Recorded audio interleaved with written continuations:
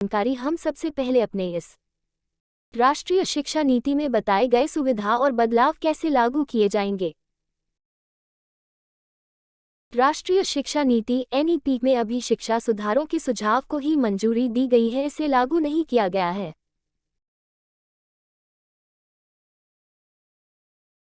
इस सुधारों का क्रियान्वयन होना अभी बाकी है और यह जरूरी नहीं है कि इस नई शिक्षा नीति में सभी सुझावों को मंजूरी मिल जाए, क्योंकि शिक्षा एक समवर्ती विषय है जिस पर केंद्र और राज्य सरकार दोनों का हक है। केंद्र और राज्य सरकार दोनों की अनुमति से ही शिक्षा नीति के सभी सुझावों को लागू किया जा सकता है। नई शिक्षा नीति के सभी सुझावों और बदलावों को लागू करने के लिए केंद्र और राज्य सरकार का आपस में सहयोग होना अनिवार्य है। नई शिक्षा नीति कब से लागू होगी? राष्ट्रीय शिक्षा नीति 2020 अभी इतनी जल्दी लागू होने वाली नहीं है। सरकार ने खुद राष्ट्रीय शिक्षा नीति के सुझावों को पूरी तरह से लागू करने के लिए 2040 तक का टारगेट रखा है। हालांकि नई शिक्षा नीति के तहत कुछ महत्वपूर्ण सुझाव आने वाले नई शिक्षा नीति के तहत बोर्ड की परीक्षा होगी या नहीं? हालांकि इस नई शिक्षा नीति के तहत 10वीं और 12वीं कक्षा की बोर्ड की परीक्षा तो होगी, लेकिन इसमें बड़े बदलाव किए गए हैं। बोर्ड की परीक्षाओं की महत्व को कम किया जाएगा। साल में 2 बार बोर्ड परीक्षा होगी, लेकिन इस नई शिक्षा नीति के तहत विद्यार्थियों पर बोर्ड परीक्षा का दबाव कम होगा।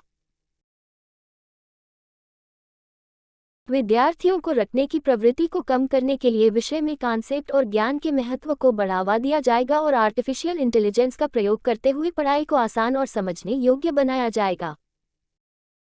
जो बच्चे अभी नर्सरी में हैं उनका क्या करना है? जो अगले साल कॉलेज जाएंगे उनका क्या होगा? न्यू एजुकेशन पॉलिसी एनईपी के तहत उच्च शिक्षा में कई अहम बदलाव किए गए हैं, लेकिन यह बदलाव भारत में कब से लागू होगा इसके ऊपर केंद्र सरकार या राज्य सरकार के द्वारा कोई भी जानकारी नहीं दी गई है। 12वीं के बाद अभी जो विद्यार्थी कॉलेज जाएंगे, ऐसे में संभव है विद्यार्थी पुराने सिलेबस यानी स्नातक और स्नातकोत्तर पाठ्यक्रम के हिसाब से ही दाखिला ले पाएंगे।